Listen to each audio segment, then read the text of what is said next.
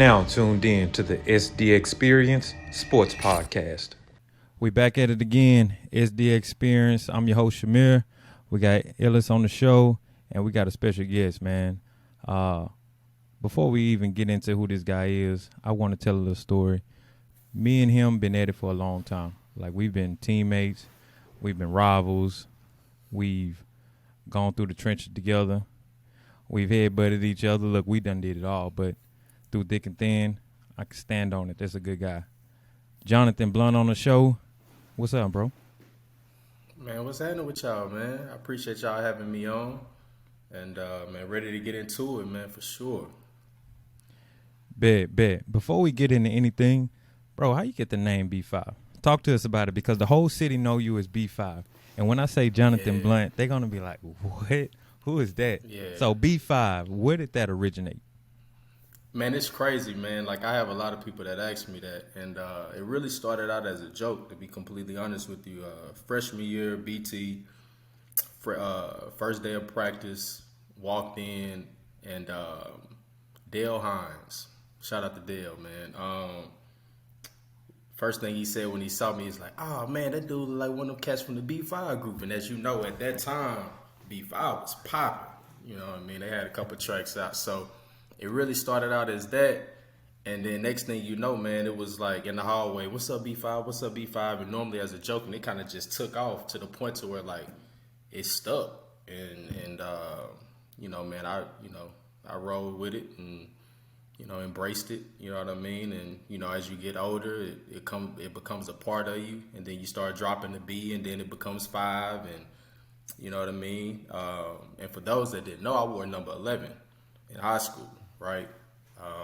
All throughout high school, wore number 11. So when I got to Centenary, got to college, I was like, man, might as well become 5, man. You know what I mean? B5, wear jersey number 5, and I kind of roll with it from there. So when you say number 11, is there a distinct reason why you picked number 11, or was that a jersey that coach just gave you and he said, look, take this one and go? Yeah, it was kind of just a jersey that it was kind of handed to me. And kind of the thing was, man, coming in, you know, all of us, we played varsity as freshmen, right? So I really didn't have that, you know what I mean, that option to pick which jersey I wanted to wear. It was kind of like, hey, look, dog, you going to wear what you going to get because you a freshman. You ain't really got no say-so. So 11 was kind of handed to me, and I just wore it all the way through. That was my number. And I stuck with it. And then when I got to college, I had the option to be able to pick which number I wanted to wear.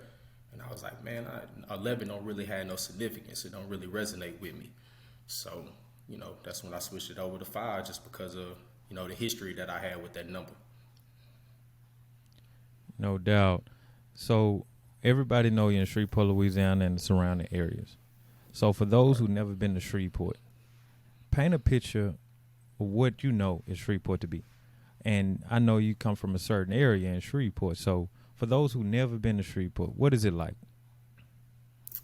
Man, it's the jungle, man. I mean, it's you know, it has its goods and it has its bads, but at the end of the day, it shapes you into who you are.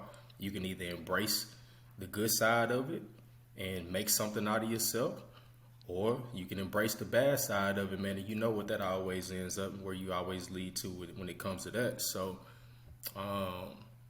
in Shreveport, man, it's it may be only a few areas where they're not considered as hoods in a sense, right? You know, and those are on the outskirts. And, you know, where we come from, you know, Queensboro, Motown, Cedar Grove, you know what I mean, Hollywood, Allendale, Lakeside, you know, those are the areas where it's hard to get it and hard to make it out of. And so to be sitting here talking to you in Ellis today, man, in the position that I'm in, to be able to, you know, provide a better life for my family, man, it's a blessing. You know, we always had those goals of, man, make it to the league. We hooping, make it to the league. And that's, you know, that's all well and good, but this our NBA to be able to provide for our families and make it out, because we come from an area, we come from a background where we watched mom struggle.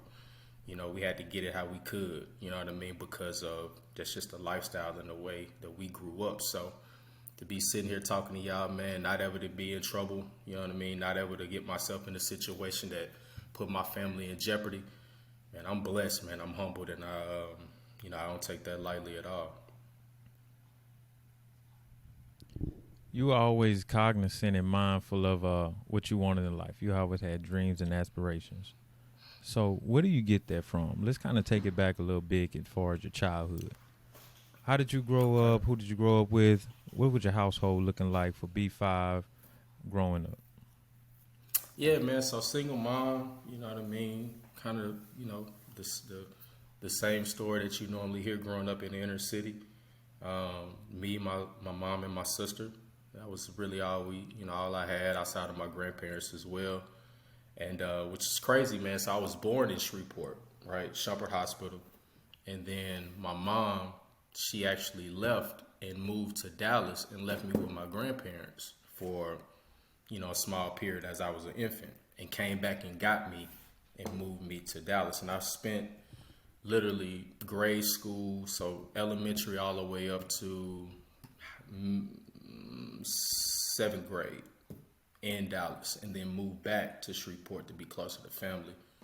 Back into 7th grade, 8th grade, and then of course high school and college. So, man, I had, to leave Dallas and then come back to Shreveport. It was really a shock for me, man, because I went from fast city living to more of a slower pace type of way of living. And I would always come back and visit my grandparents through summer and, whenever we had holiday breaks or anything like that, and, kind of go to BT games and see kind of the culture of how, a black high school was kind of ran, and how that love was when I went to those games. So I always said if I was to ever move back, or if I was to ever come to Shreveport, I would want to go to BT. So when we had that opportunity to move back, it was a no-brainer for me. It was like, that's where I'm going, because my granddad drove buses, my grandmother drove buses for Caddo Parish.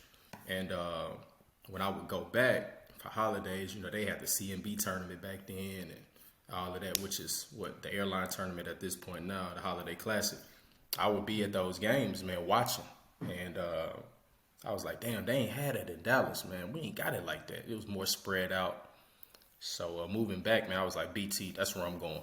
And I made my mind up on it. And that's kind of how, the little background story on me, man, and how I end up going to BT after kind of the transition between Dallas and going back to Shreveport. So, Five, I want to piggyback on that. So, if there is a youngster out there that's suffering an injury right now, or in a similar predicament, if he's at home, what is he going through mentally? Like, take us through that, because it's more than just dropping on the floor at half court. Where do you go mentally after that? Yeah, man, that's a great question. I'm a rewind a little bit and go back to college, because that's where it really hit me. Like, now tearing my Achilles, man, we done had our time, man. Is it? So it's easy for me to kind of turn that page and move on to another chapter. So, but in college, man, like I was just telling Ellis, man, I had in 2012, 2013, I had 2 major injuries, and at this time, man, we had just went from Division I to Division III out of the blue. And literally my mindset was like, I got to get it, because if I'm going to be here, like, I got to do everything that I can to show scouts, everybody, that I ain't supposed to be here. So what happened was, man, I had a stress fracture that turned into something that essentially almost 50% cracked my shin. And what happened, I had to get surgery on it. So to this day, I got a metal rod probably from the bottom of my kneecap all the way down to my ankle, kind of still holding and stabilizing that shin in my right leg. And it took me out for about 6 months. And it was literally, I had it done right during my junior year. Had that happen right during preseason. So I missed the whole first half of the year. And man, it was crazy for me, because I was like, this is going to affect me for trying to go overseas, play professionally, because that was the goal. That was the vision. And man, I don't know, man. I struggled mentally, to be completely honest with you. But what helped me was my support system. You know, I had people in my corner that knew my goals, knew my dreams, knew what I wanted to do. And they held me accountable and pushed me towards that. It was like, man, look, this is only a minor setback. Get healthy, bounce back, come back stronger. You're not going to miss the whole season. You'll come back second half. You'll be ready to go. Knock it out. So, okay, first major injury, let me go ahead and knock it out. Boom, I did that, came back, had a pretty solid season. Ended up getting player of the year in the conference, which was pretty good. And then came back for my senior year, which I had another injury, which really messed me up because I'm like, look, back to back, had to have another surgery, which good thing was for that. It happened during the off season, so I was able to actually have surgery and actually prepare and try to come back for a preseason of my senior year. But it really messed me up mentally because at this point I'm like, man, is this really what I'm supposed to be doing, right? Like, I'm trying to have some self-evaluation, try to figure out, like, is basketball what it is for me? Because at this point I'm like, man, I ain't doing it but tearing my body up. And so I'll never forget, man, after I had that knee surgery, I tore my patella tendon and my meniscus in my left knee.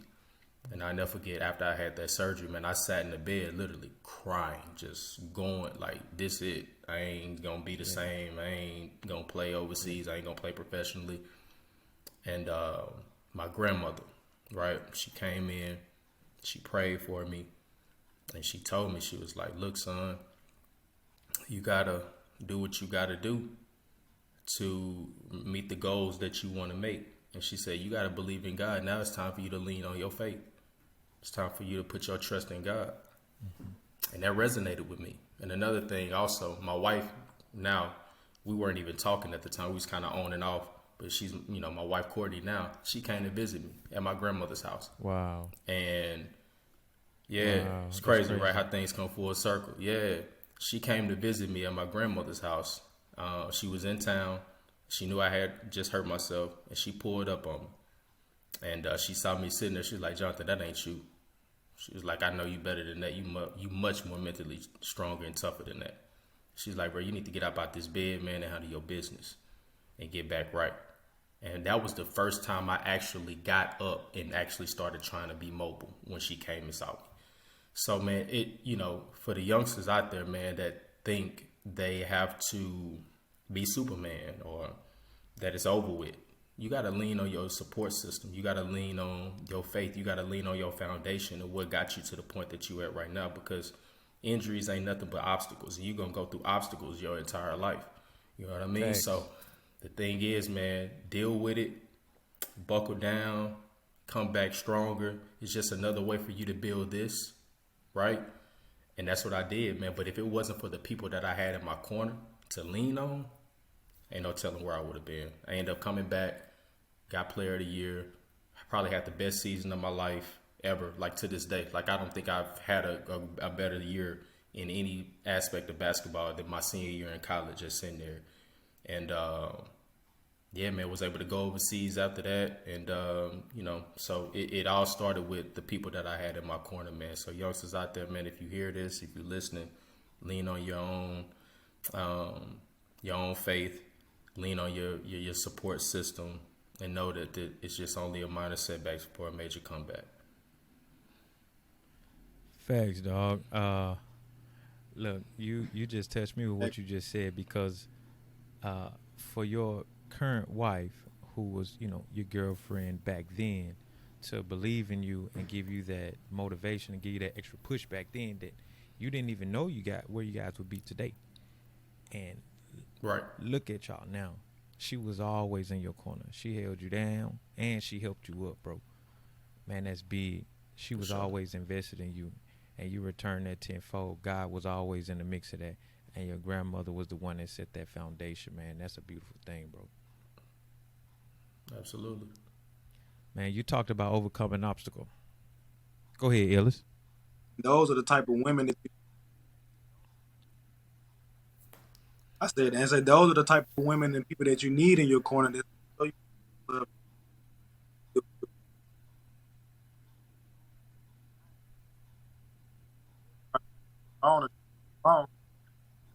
it's definitely going to mental definitely a big part. Nah, for sure, Ellis. Nah, real talk. I mean, cause you know how it is, man. When you in college, you know what I mean. You the man on campus. I mean, you know how you moving, right?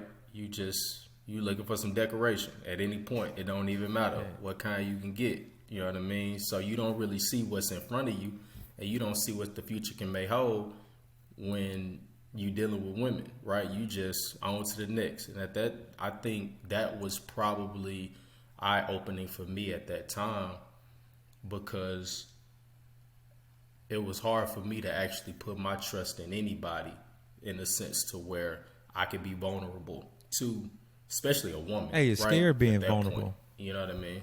ain't it? It's Right. scary. You know what I mean? So it's like that was probably the first time I was able to open up and be vulnerable and let somebody see that it's all right for me to be at my lowest point. It's all right for somebody to see me at my lowest point, not only physically but mentally as well.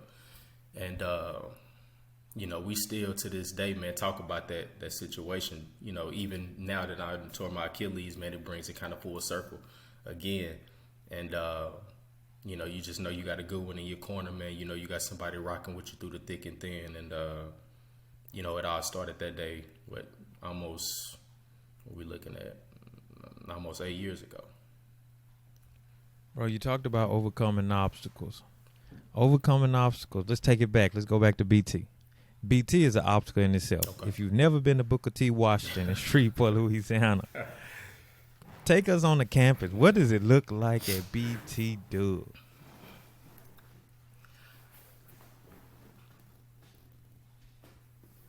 What like I give say Yeah, man. So BT. BT, whoo, I could say a lot, man. We can have a whole nother segment on the dub, man. But man, BT, to be honest with you, man, it's family.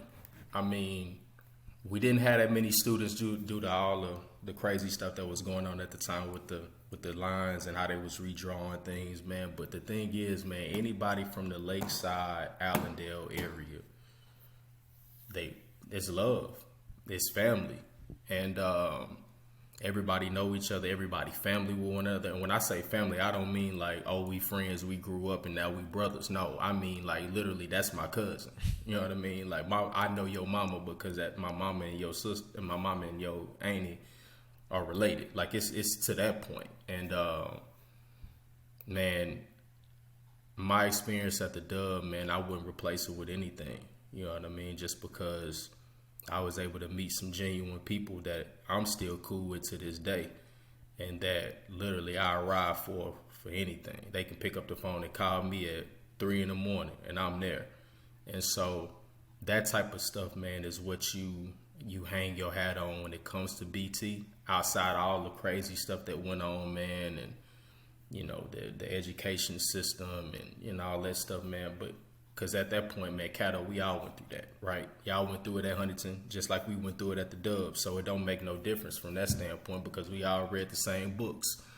But from when we looking at, did I lose y'all? No, we good, bro.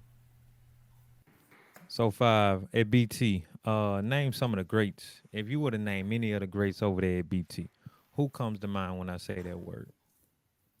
Basketball, man, I gotta go with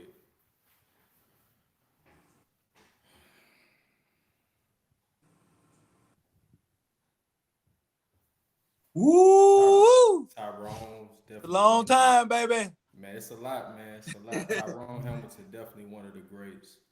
When it Fact. come to basketball, for sure. Um,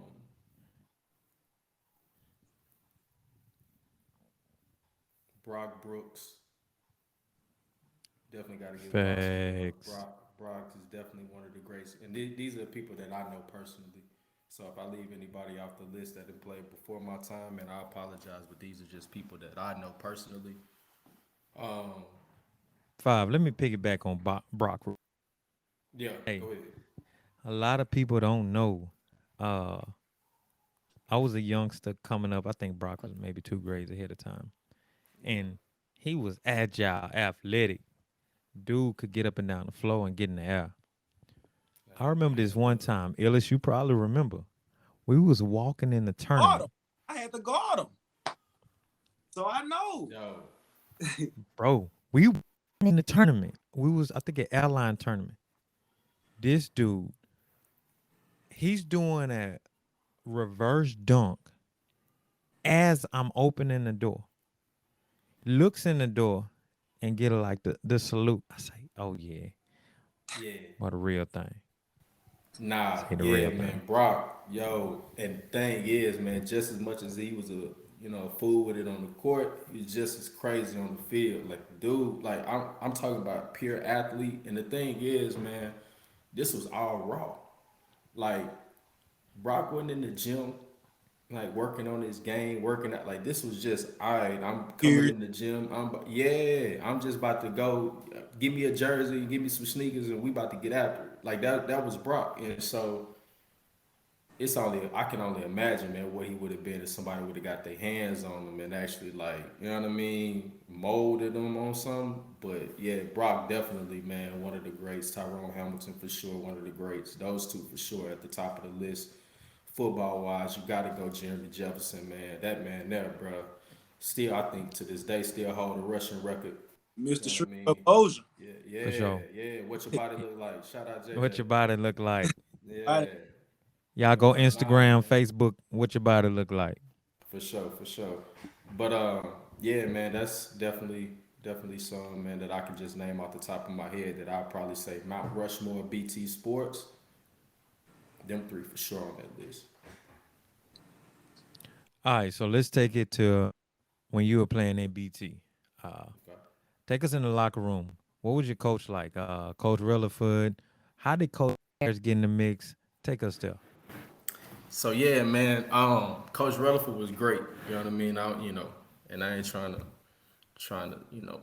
sweep him under the rug or anything, man. But Coach Harris was the guy. You know what I mean? And that was, we all play for Harris, man. We know Harris, you know what I mean? His personality, man, and it just, he walk into a room, man, when it comes, especially when it comes to basketball, he take control. And so, Coach Rutherford was the head coach, man, and he was more in your face, you know what I mean, from an aggression level standpoint. But Harris was probably more in your head, you know what I mean? Yeah. Harris brought the stats. Harris, hey man, look, you ain't hitting shots on this side. Why don't you go to the other side? And he was the X's and O's guy, man, for us. So, we would get the in your face from Coach Rutherford, and then we'll get more of the, you know what I mean, more mental, think about the game, how you should approach it from Coach Harris, man. And I think, I can't remember what Coach Harris was before he came over to BT, but my freshman year, he wasn't there. And he came on over my sophomore year, and then he finished things out with us. And I think that was probably the best thing that could ever happen for me personally, just because we all played AAU with Coach Harris, right?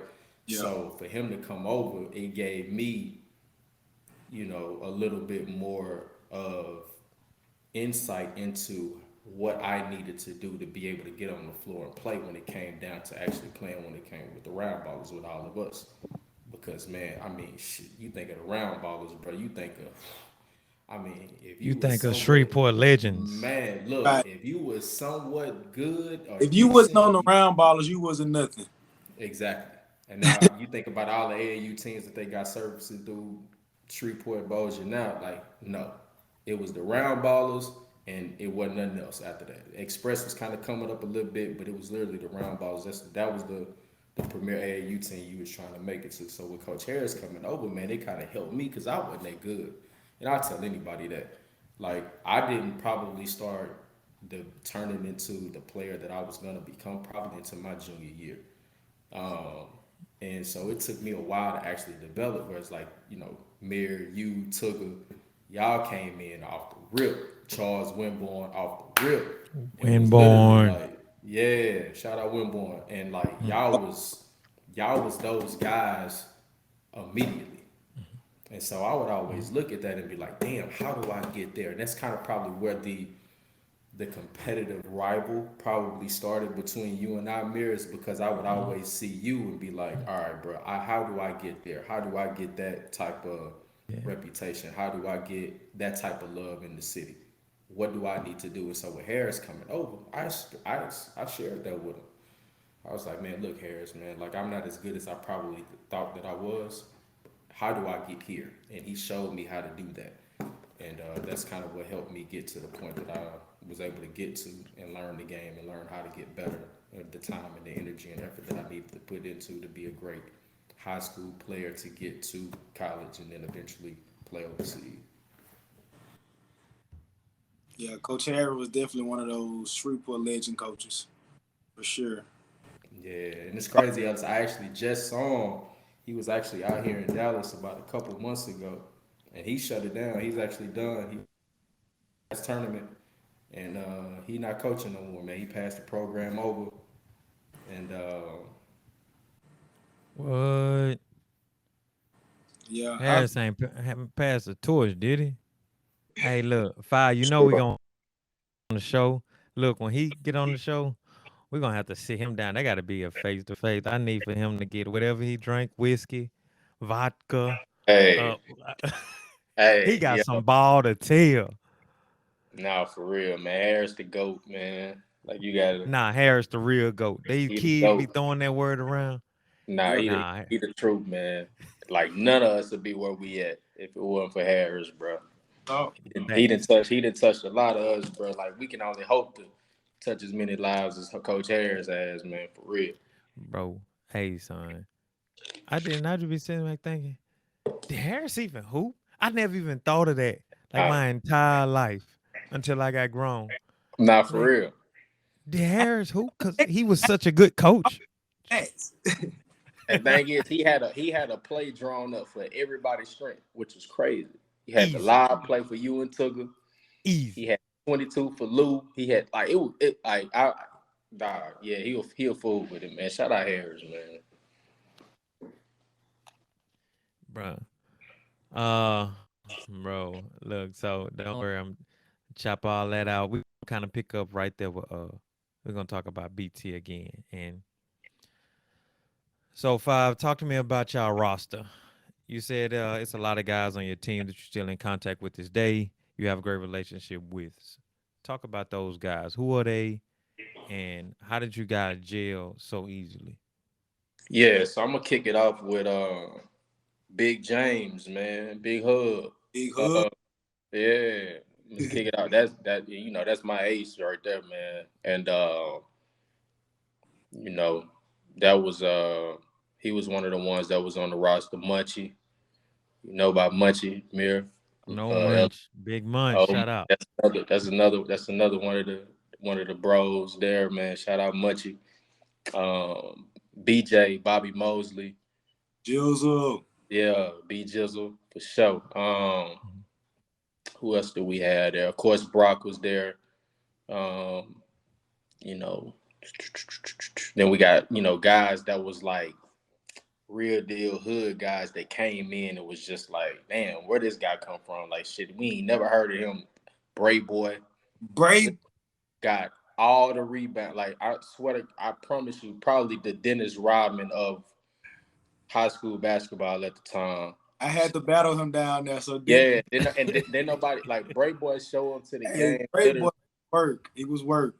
literally no socks, ready to go. Like he was bring your lunch pail because you know you're gonna be in for a battle with that boy. So Bray Boy, um, so my freshman year, man, the guy at the time was Frank Davis. I don't know if y'all remember bow-legged Frank. I Yeah. remember Yo, Frank. I remember Frank. Frank, I used to have to guard him too, so yeah. yeah, Frank was a fool with it as well. Of course, Dale Hines, lefty shooter.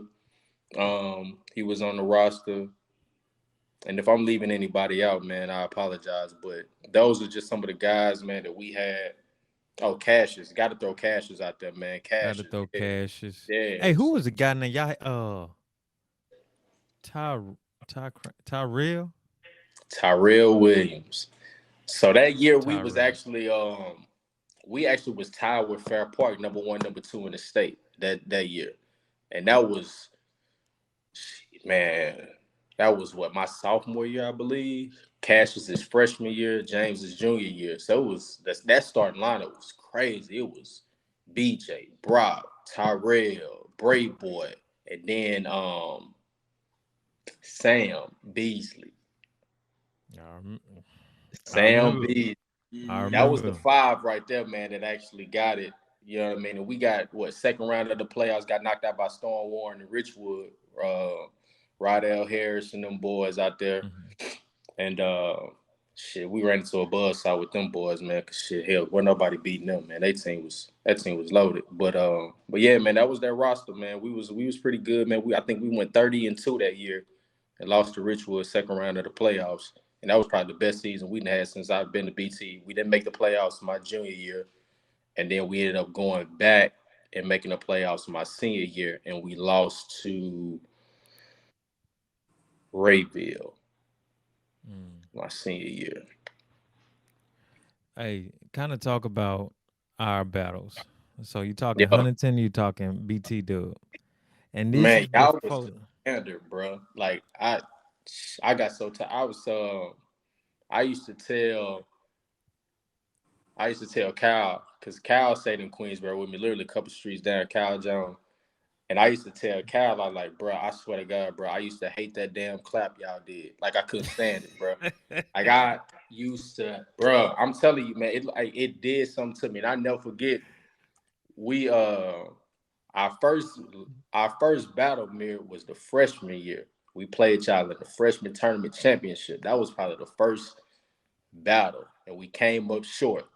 And then we never beat y'all my 4 Bro, years outside of Summer League Championship. I can't remember what year it was. I think it was probably my junior year, maybe senior year, Summer League. We finally beat y'all. And literally, man, I felt like we won state. hey, look, those summer league, look, it wasn't just, hey, we finna go out here and hoop, you know what? No, Yeah, when we got on the court for summer league, oh yeah, when that clock started, it was time to go. It was go time on y'all side, our side. We yeah. took it serious. We That's the did, difference man. with some of these youngsters. We We take did. it serious every time we got on the floor, And bro. we was dumb competitive, bro. Like, it was like we even on AAU trips, we was going at each other about when we see y'all. You know what I mean? When the schedule come out, we was highlighting those games because we knew we was trying to get the upper hand for when we link back up in the summertime because we ain't want to hear that. You know what I mean? And Ellis, I'm thinking back to you. We had an opportunity to beat y'all damn Bossier tournament. I think we was up. Man, bro, me and James still talk about this game to this day, bro. I think we took it about 8 points that game, which is probably insane. Like, that ain't possible. We held Cal because we ran like a triangle and 2. Held Cal to probably like low, maybe 10, 12 points, and then had an opportunity to win the game. We literally was like, we gonna let everybody else get theirs. You bust us up for like 30 plus and hit the game went on us. We like, bro, I'm like, man, shit, ain't nothing we can do with them boys. And you like Ellis? Not Like, Ellis. Ellis hit a turnaround fadeaway for game. I'm like, God. You're like, bro, come on. They couldn't have drew it up any crazier than that. Man, yeah, man. But now we had some battles, man. It was fun. Like, you can get beat by anybody back then. I mean, it didn't, like, you go and play from Fair Park to Woodlawn with Luster over there. Like, you can get beat by anybody, bro. And I don't think the city has that. You know what I mean? Like they used to. You know what I mean? I don't know if they will ever have it again, but that, 05 to 09 era was crazy. Yeah, yeah. Back then we took all the games like you said, man. We was all competitive, even though we played with each other all during the summer, all during the year. We Yeah. still highlighted those games, and we just was competitive, man. That's just how we played the game. We played the sport. You know what I'm saying? Like every day, all day. It's not like that, It's not like that these days. Hate to say it, but it's gonna eventually. I feel like it's gonna eventually turn around. It's slowly turning around, getting back to that point to where everybody's starting to bring that dog, bring that fight, Yeah. because of the social media, because of the internet. So they have to, they have to show it. They have to put it on. So it's gonna slowly come around. But back in our day, like from '04 to '09 to 10, oh man, it was straight. Nah, and you bring up social media. I wish we had that. We'll be in the league right now. Like, for real. these boys don't know how good they got it with that social media, man. Like social media, being able to get paid on their likeness, all this type of stuff, man, that they got going around now, being able to snip the league, snip the draft, and come back to school. Like, man, if these boys want it and they don't make it, it's on them because they got every opportunity to get there. You know what I mean? We was doing it in Shreveport, and to be honest with you, I tell people all the time, if it wasn't for our era, a lot of the notoriety and exposure that these kids got now, and these coaches coming to they wouldn't have never had it if it wasn't for us, because we actually got that started. And I put that up against anybody, any era. Any era, any decade. I was telling my brother this, bro. Yeah. Our group in that little time frame Yeah, really put Shreveport Bossier basketball on a map and on a platform to where coaches would want to come. Now, yeah, granted, Harris kind of formed us, put us right, all together, took right, us on the road. And then all boy But back to Paris, putting us all together. exactly, here we are. Only way you got a deal back then, only way you got in college back then, you either had to get to state or you had to make it almost to the championship in AAU. yeah, That's it. That's the only way coaches was going to see you. It was no Instagram, Facebook, MySpace was just coming out, bro. So it was just, hey, your team got to win even to get seen to get a chance. right. Exactly. Nah, it's These kids different. now, it's different, They bro. got it. They got every opportunity, man. So I be trying to tell them, man. I'm like, bro, take advantage of it, man. Take advantage of it. Because if I was in a position that you was in back then, and tell them, man, I'd be somewhere high major, sitting pretty. Bro, who? We You know all been what I mean? For we real.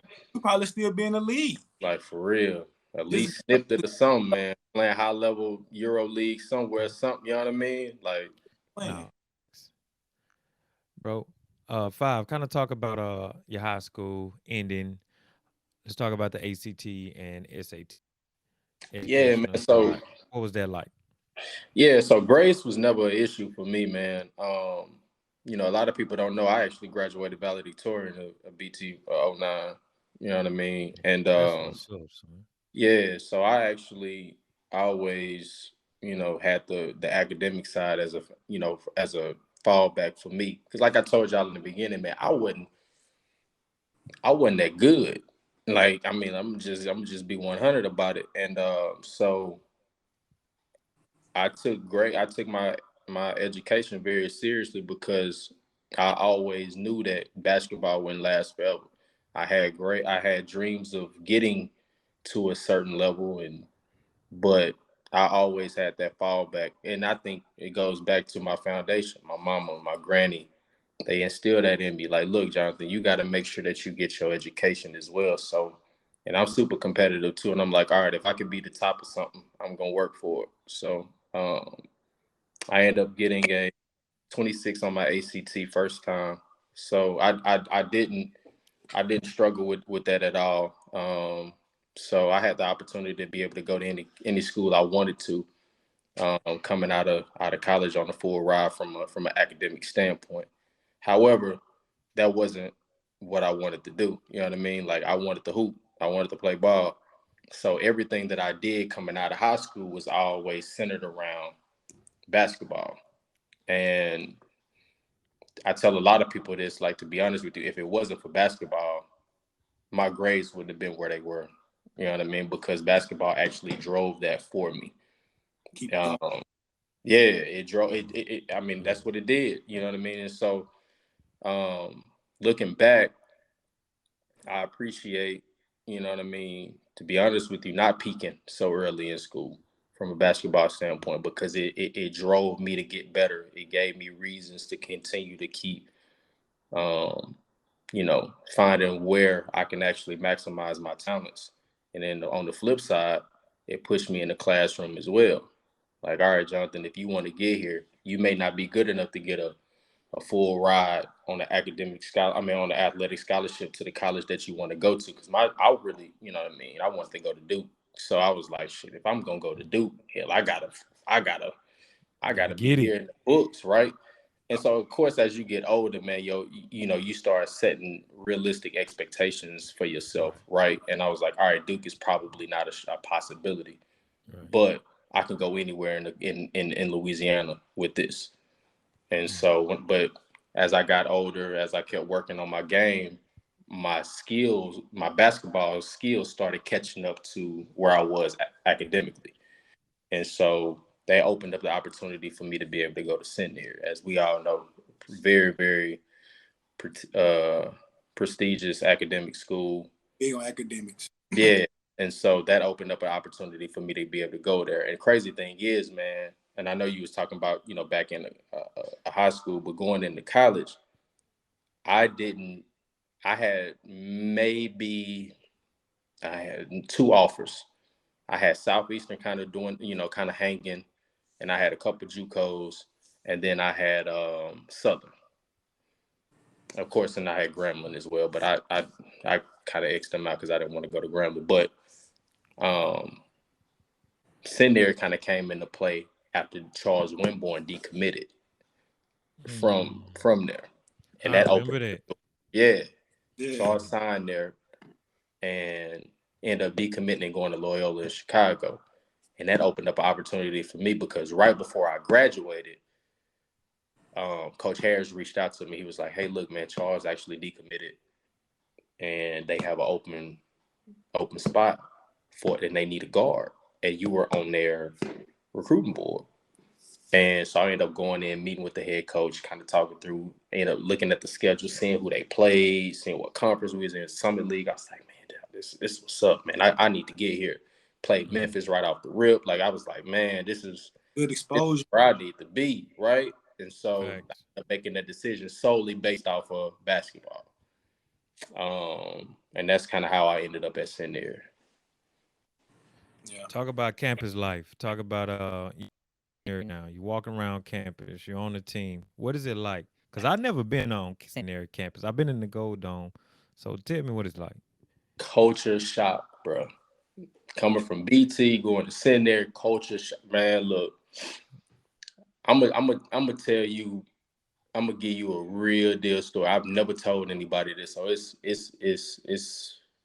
fresh. It's It's exclusive. I exclusive. need it. It's exclusive right here on y'all podcast. Yeah. But I when I first got there, man, I'm so used to, you know, looking at women that look like us, you know what I mean? And, being around that HBCU type of environment and then going to a predominantly white liberal school, bro, I was like, man, what the hell have I done? You know what I mean? I'm like, bro, college ain't supposed to be like this, bro. Oh my God. And what made it even worse for me, I didn't leave. I didn't go nowhere. So any chance I got, man, I wasn't on campus. I was somewhere else. I was down there in Northwestern with y'all. I Yeah. was, you know what I mean? I was in, And speak about it. Because your yeah, high school was like 15 minutes away from the college or something in 15 that minutes. I ballpark. was back at BT, you know what I mean, at the football games. I was never there. So I never really attached myself to the institution when I first got there. And it was tough, man. I would literally go to practice, go to class, and then leave. And so I never really gelled and bond with the team outside of what we did, which kind of made it tough for me because I alienated myself so early, um, outside of basketball. And I struggled my first year, not Yeah. in the classroom or anything like that, but I just struggled if I wanted to actually play basketball again. I lost the love and the drive for it just because of all the things that I was experiencing on campus that I just wasn't really comfortable with. And I quit. I quit. I mean, I just wasn't having fun with it. I wasn't enjoying my time on campus in college, and I wanted to go somewhere else. I was like, man, this ain't where it's supposed to be, man. I got 4 years of this thing, man. I ain't trying to waste it here. And so I quit. I never forget. I walked in, um, talked to Coach Gary, talked to Coach Walsh, sat down with them, all of the coaches, and that was probably one of the hardest conversations I ever had to have was telling them, man, I'm walking away from basketball. And I've never told anybody this, but that whole year, and the thing is, like, I had to still go to school, so I stopped playing. I stopped hooping. and I had to get everything essentially switched from, it's, and be more academic driven. Yeah. And so that was Right. tough for me, man. But it also was a blessing in disguise because it made me realize, like, all right, man, like I can't just be, I just can't be, um, a kid that just only go to school. Like I have to be doing something else. Like I can't just go to school and not do anything when it comes to from an athletic standpoint. Like I have to be a student athlete. So for like the first couple months after I really shut it down, and it was right before official practice had started. So it was like right before October 15th. I had made it through the whole preseason. I had did all of that. Literally, I had quit. And so it was tough, man, because I lost a lot of respect from a lot of people. You know what I mean? Including the teammates, including the coaching staff. And 2-3 months after I had did that and I was just in class, I was like, man, I got to find a way to get back on the squad, or I got to find a way to get back into basketball. So I started trying to reach out to all those old contacts that I had coming out of high school to see if I could transfer. Wouldn't happen. Didn't work. Word of mouth spreads quick. I was known as a guy that gave up, quit, didn't want, you know what I mean? So I kind of blackballed myself from being able to transfer. Yeah, I was gonna say that. So, Did you feel blackballed during that season? Yeah, and I did it to myself. You know what I mean? Um, so I ended up taking a red shirt year, and then, whole summer started working back out, getting myself back in shape, and then finding out that the Division 3 thing kind of came into play. And this actually was a blessing in disguise for me because what happened was all those guys and all of us that came in as Division 1 athletes they were looking to transfer. And so some left, some stayed, and then the head coach at the time, Coach Gary, ended up leaving and going to I think he went back to Duquesne. And Coach Walsh became the head coach because he was in line to take over the program after everything officially switched over to Division 3. And I went to Walsh and I had a conversation with him. Walsh was around ballers for a long time, and he followed Right. us. So he kind of knew me outside of everything. And I had a heart to heart with him and kind of told him. And he's like, man, it's gonna be difficult, man, because literally 50% of the team still remain. And all what we were trying to do was have one last shot at Division 1 and then leave and get re-recruited. And so I ended up coming back, busting my ass, making the team. And then, the Division 3 thing happened. But what happened was I kind of ran into the injury bug, and that's what kind of derailed me from being able to transfer. So my college career, man, it's literally like that, man, from me mentally all the way to me physically. But I never told anybody that about that quit thing, man. And I've told myself after that, I would never do that again. And because I'm built different, you know what I mean? And I don't quit.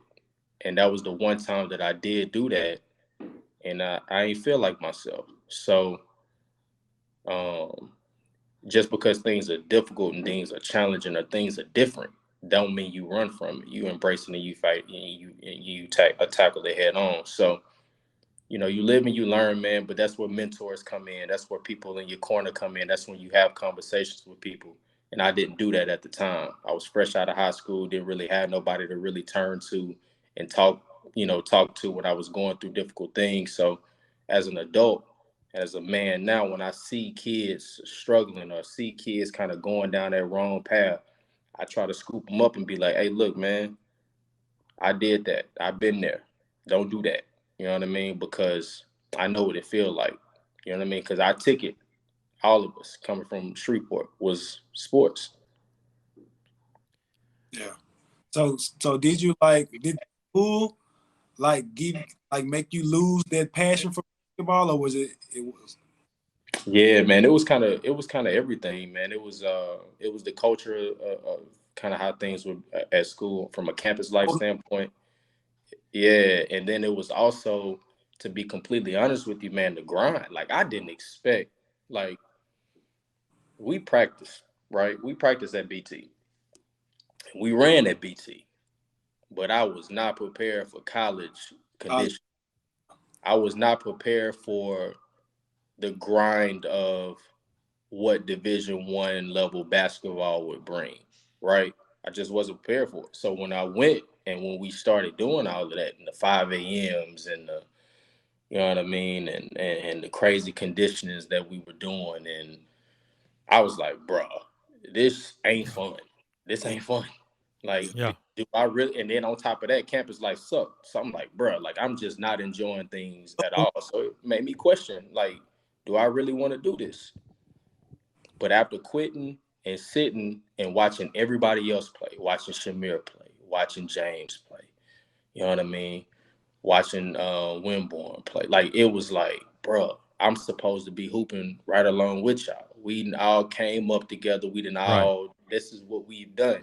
Right. And that's what made me be like, I'm supposed to be right there with y'all. Right.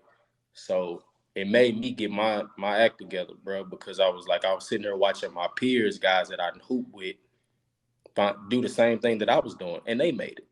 So I could do it too. So I changed kind of my mindset and my approach to things. And y'all, to be honest with you, man, looking at y'all from afar, what made me, you know what I mean, get myself together, man. Bro, that's real because a lot of guys won't share some truth went through on the college, and even walking in your, head coach's office and just telling them how you really feel. That's a big step in itself, you know. And you being 18, 19 years old, not even knowing what that really is yet to yourself. No, for Um, sure. and you being on that college campus, uh, uh, detaching yourself away from everybody else, bro. Uh, I can speak to that as well because going to NSU is just it's a culture shock. You got BTW, you got Huntington, you got NSU, you got Centenary, totally different animals, totally Yeah. different animals. So it's all a mental game. It's definitely a mental game, man. And you kind of speak about mentors a little bit. So tell me about the basketball program you got going on. Yeah, man. And it kind of happened, man, and I didn't even see it coming. So my oldest son, 7 years old, he was maybe 6'5", going on 6 at the time. He was playing baseball. And at this point, man, I wasn't doing nothing, man. I was just working, and he was playing baseball, and we was throwing him in like little YMCA basketball leagues, man, just to kind of just see if he would be interested in hooping. And kind of looking around and going to some of the practices and some of the things that they were doing within the YMCA, I'm like, man, this trash. Like I ain't, you know what I mean? I ain't trying to continue to keep paying money and putting my son in this, and he ain't really getting nothing out of it.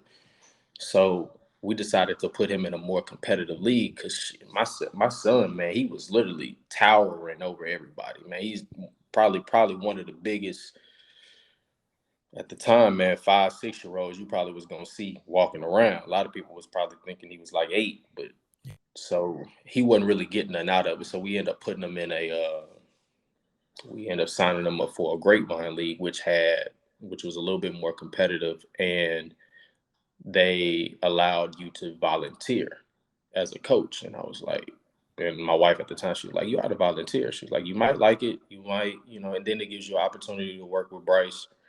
That's my son's name, Bryce, and kind of develop him and help him out.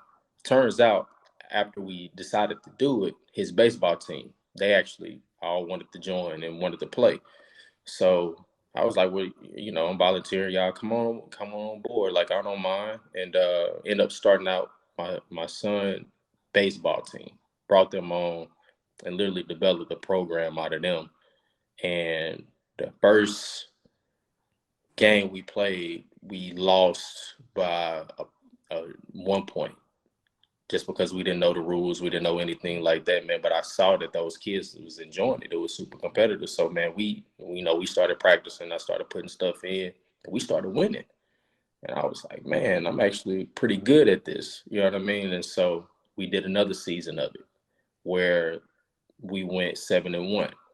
We lost our first game, and then we didn't lose no more after that. And I'm like, all right, bro. And so the parents started coming to me and was like, look, Jonathan, you really need to develop a program because our kids, all they want to do is play basketball. You got a bunch of baseball kids now wanting to hoop.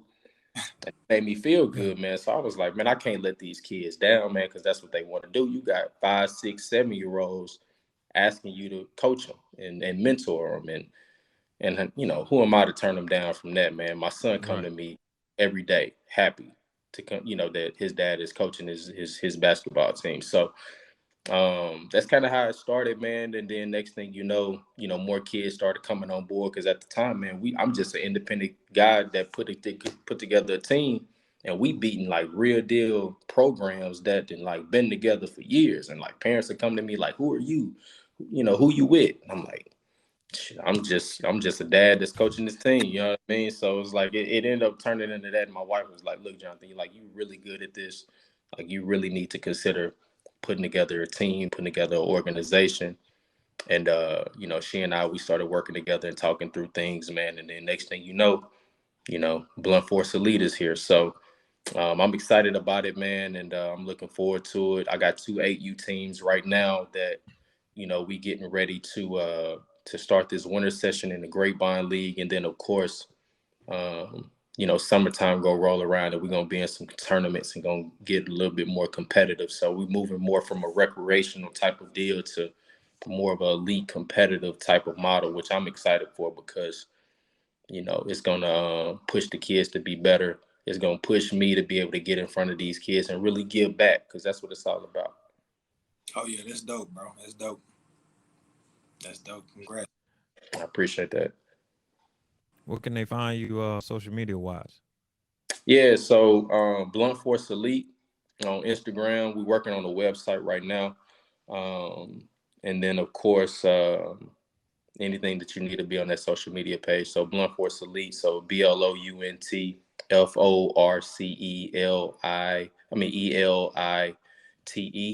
And the website will be coming soon. And then, we'll definitely be getting some more things out to everybody. But right now, it's just, skills training, and then of course developing my 8U teams. Yeah, I heard it, man. Go check it out. Make sure you click all the links. We're gonna put them in the boxes below. Uh, that's Jonathan Blount, aka B5. Five. Talk to me a little bit about Shreveport basketball, bro. So you've been hooping in Shreveport for a long time, many, Right. many years. You've been in a lot of gyms. You've been faced against a lot of guys. You heard all the best guys in the neighborhood, best guys with their school jerseys on. You've seen them all. Um, to the guys who are the street ball players in Shreveport, Yeah. what do you think your reputation is to them? And then tell me your thoughts on Shreveport basketball in general from a street standpoint. Yeah, no, it's different. We all know that. Like Mhm. street ballers don't care what you done did on an organized standpoint. They don't care. You know what I mean? They trying to take it to you. Um, from a reputation standpoint, though, I'm gonna address that first. I think I'm very much so well respected for this reason and this reason only. I was in the gyms outside of from an organized standpoint. I was at Lakeside Rec hooping. I was at Hattie Perry hooping. I was at Bill Cockrell hooping. You know what I mean? I wasn't just where the Zebras was. You know what I mean? So when it came down to it and where you actually develop that street cred, that reputation as far as like being able to actually hoop, I was there. You know what I mean? And that's kind of where you build your reputation on the streets. You got to actually be out there playing. Gotta And I go to. tell that to a lot of cats, man. It's like, bro, like don't nobody care because you drop 30 in the Bossier tournament. They don't. I mean, it looks good. It's gonna make the paper. You know what I mean? People gonna show you some love from that standpoint. But when you put that to the side and you actually out there, you know what I mean? And they asking about who the best, who's top five, who's this, who's that. They want to see what you're doing when it ain't no zebras around. They want to see what you're doing when it's the MLK tournament. They want to see what you're doing. You know what I mean? Because the thing is, we all know those guys, man, that didn't have the grades, right? Or, got in trouble. But Right. they was fools from a basketball or football standpoint. They just made a bad decision, right? You know what I mean? And them the cats that that like if they would have made the right choices or made the right decisions, they've probably been in the same position, if not better than where we were. So when you're looking at it from that standpoint, man, cats don't care, and you got to be able to go outside of what you're doing when you got that name across your chest from an organization standpoint, and show what you're doing, man, in these recs, in these little midnight leagues, and these MLK tournaments, because that's where you're gonna build your street reputation. Just like we had those games on Friday nights. That Saturday, wake up and go play bar. Exactly. Morning, we got to wake up and go play at Bill Cocker. Right. Just because somebody was talking crap to me last night, Friday. Now I got to early Saturday morning and come show them. It's crazy, man, because you'll be in your game. That you be hooping. Like, say for instance, we playing Huntington. You be playing Huntington at Huntington. And this cat's in the stands talking, you know what I mean? You hit a shot. Oh, he ain't really like that. Or he ain't about to, you know what I mean? So you playing two games at this point. You trying to beat Huntington, and you got to deal with homeboy in the stands, man, still talking because you still ain't got that reputation. You still ain't got that crick. So, like, to Ella's point, you leave, you sleep, you get up Saturday morning, man, you out to prove your street cred, man, because the thing is, you trying to be, when you pull up to a gym, you not only got the respect from the team that you're going up against, but you got the respect from the people that's actually pulling up to come watch you as well. Yeah. And the thing about Shreveport, when it come to hooping, the guy that respect you, he ain't never gonna tell you he respect you. He But not. when you leave, he gonna tell the whole gym he love you. Nah, for real. That's how it be, man. It's crazy. And the thing is, too, a lot of cats back home, too, man, which pisses me off, I ain't gonna even lie to you, is when it's just you and y'all two, when I say you, the person that be talking, y'all good, right? Everything good. And they show you love and they want to work with you. They want to get in the gym with you. You know what I mean?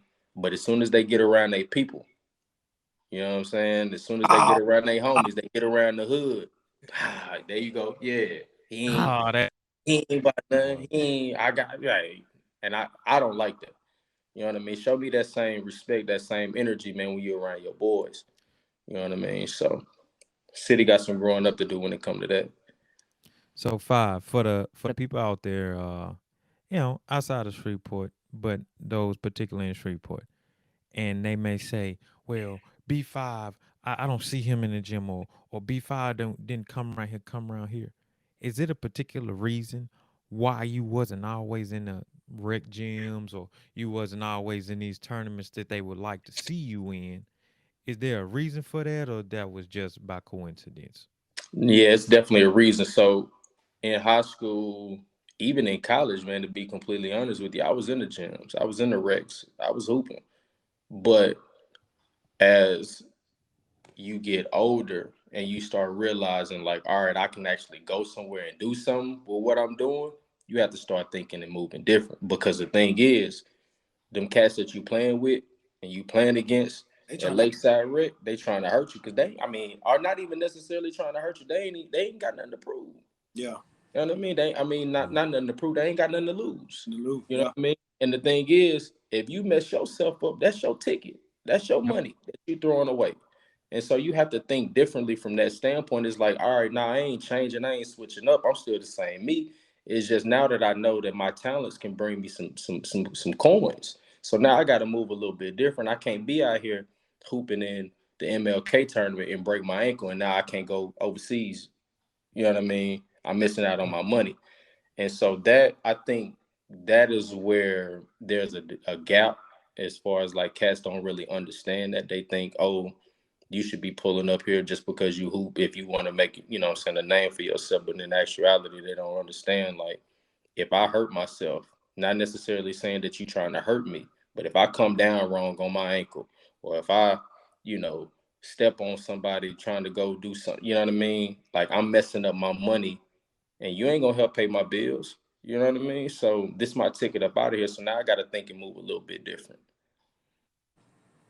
Yeah. And guys that come from the streets, because we all came from hooping in the Ricks. I mean, we all come from the different inner city neighborhoods, And those guys that don't understand, it's like, hey, bro, if you hurt yourself in whatever capacity and you go home, you call in for work, whatever, you tell them you'll be back tomorrow. Right. It- if you, for instance, if you get injured and you tell your sitting there coach you was hooping at Lakeside Rick, I'm gonna say, why Right. you over there? Right. What you Not for doing? sure. Yeah. He pissed off at you Right. because you are a prominent figure on the basketball team. Why you over there hooping with some guys that you ain't got no business playing with? So I I'm just gonna tell wanted you a story. I'm gonna tell you a story, man, which is crazy because I actually got in trouble for this. Um, I actually opened up the gym. Y'all know I used to open up the gym at Centenary all the time, man. Like shit, if you hoop, you know what I mean. Like you can come up in there. We used to get some crazy run in. It didn't matter what time of day it was. Yeah. facts. Crazy thing is, man, I ended up getting pulled into this 2-on-2 battle, which is crazy with Munchie. It always started with Munchie. He was working at LSU Hospital at the time, and him and Tim from Hollywood, got into a little one-on-one battle about basketball all this year. And then I don't know how I ended up getting looped into it, but it ended up turning into like a 2-on-2 battle between Tim and Smooch, and then me and Munchie. And it got so bad, bro, to the point to where, like, I'm talking about, like, you would have thought this was like a pay-per-view fight that was about to happen, man, because it started spreading through the city so quick about the 2-on-2 thing, to the point to where I couldn't really back out of it. And so I had to open up. So I wouldn't necessarily say had to, but it got to a point to where it was like to continue to keep my street cred, because the thing is, you still got that in the back of your mind. I was like, man, well, set it up. We're going to play. I'm going to open up Centenary Gym. It was like midnight one day. It was summertime. Open up Centenary Gym. All the cats from the hood, all the cats from Jonathan Tattoo Shop was all up in there, man. And literally, I'm getting ready for my junior season in the gym playing 2-on-2 against two cats, bro, that got 9 to 5s, man. And it was like it ended up spreading so crazy to the point to where next thing you know, I'm opening up again because we beat Smooch and Tim. Next thing you know, now it's Smooch and Frog. So I'm like constantly like battling cats on the 2-on-2 standpoint when I got a whole season that I'm trying to prepare for. You know what I mean? And I ended up getting in trouble for it, man. And my coach ripped me for it. It was like, bro, like you got this gym open. I give you access to this gym, man, to get better and work on, helping your team when the off season. I mean, in the off season and getting prepared for the regular season. And you in here playing for some money. You know what I mean? And so Yeah. I had to like realize at that point too, man, like, all right, I gotta separate myself from this, man, because not only am I gonna ruin my eligibility, I'm gonna mess around and hurt myself.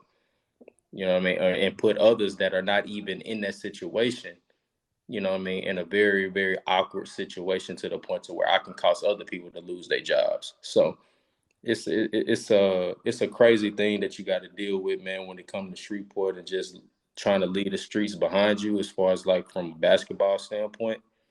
But to your point, man, like it's just it's hard to detach yourself from, especially when that's all you know. Especially, I remember those times, 2-on-2s and 3-on-3s. It's like Oh, you had to do those. It's like yeah, I gotta play this game. We gotta link up. You know what I'm saying? We gotta get that off. I don't know why it was like that, but it was like we had to. We had to. I can't go out like that. yeah, nah, for real. And the crazy thing is, man, I think it's a gift, and you know what I'm saying, it has its pros and cons because it made you, you know what I mean, It made who you you better. are.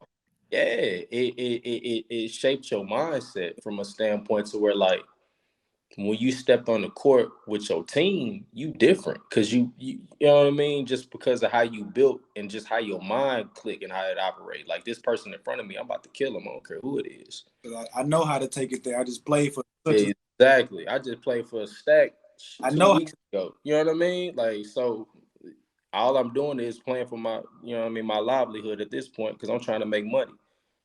So it has its pros and cons, man. But to your point, Mir Ellis, you gotta, if you got something good, man, and you got an opportunity to actually allow your gifts to take you to places that you've never been before, you gotta separate what could jeopardize those opportunities, right? And at that time, I didn't know that, and that's where mentors come in. That's where people that have been there come in, like people like us, to tell them cats like, man, you ain't got to do that, bro.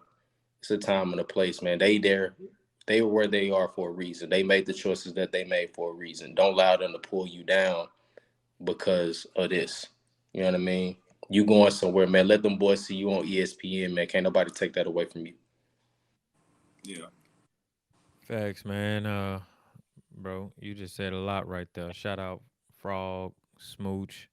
I'm not sure if I know the gentleman Tim, but hey, I know how it is when you getting up on the court and you playing 2-on-2, you playing 1-on-1, and you in that Shreveport system, and everybody Yeah, watching you with their cell phone. I know what that's like. So, for sure. get it. Hey, bro. We can wrap it up, man. With anything you kind of want to leave out with, anything we left on the table. Uh, Talk to me. I'm gonna edit this part out anyway. Nah, man. I think we pretty much covered it, man. I shared some stuff with y'all, man. Y'all kind of got an opportunity to kind of dive in to my life a little bit. I appreciate you, Mir, for even reaching out. You know what I mean, to do this. Ellis, I appreciate you pulling up and chopping it up with me, man. It's been a while, Yes, but sir. My I pleasure. love what y'all boys doing, man. Like this is vital. You know what I mean, especially back home. You know what I mean. I know you're gonna touch other people with this podcast, but our youth back home needs it, man. You know all the stuff that's going on back there, and even though that we're not there physically, stuff like this we can get out to them. They can hear, they can see. Because at the end of the day, man, you Shamir Davis, you Corey Ellis. You know, I'm Jonathan Blount. People know who we are because of what we've done, and our name ring bells and it holds weight. And we got to be able to give back and find ways to shed some positivity back into a city that seems to be going down a downward spiral, man. So I appreciate y'all boys, man. Y'all keep doing what y'all doing. If y'all ever need anything from me, man, I'm one phone call away. So um, you know, good luck to y'all boys, man. I appreciate it. That's love, bro. That's much love. You already know, bro. Hey, I appreciate you being on the show. Before we get out of here, let them know where they can find you. Yeah, man, you can find me on the Instagram, my personal, that's B5, so that's BF1VE. And then, of course, my sports program, which is Blunt Force Elite. That's Blunt Force Elite on Instagram. And then, of course, on Twitter, you can find me at BFizzle5. And then, of course, Facebook, Jonathan Blunt. So I appreciate y'all, man. I wish nothing but success. I pray nothing but success for everybody. Black is beautiful. And to the top we go.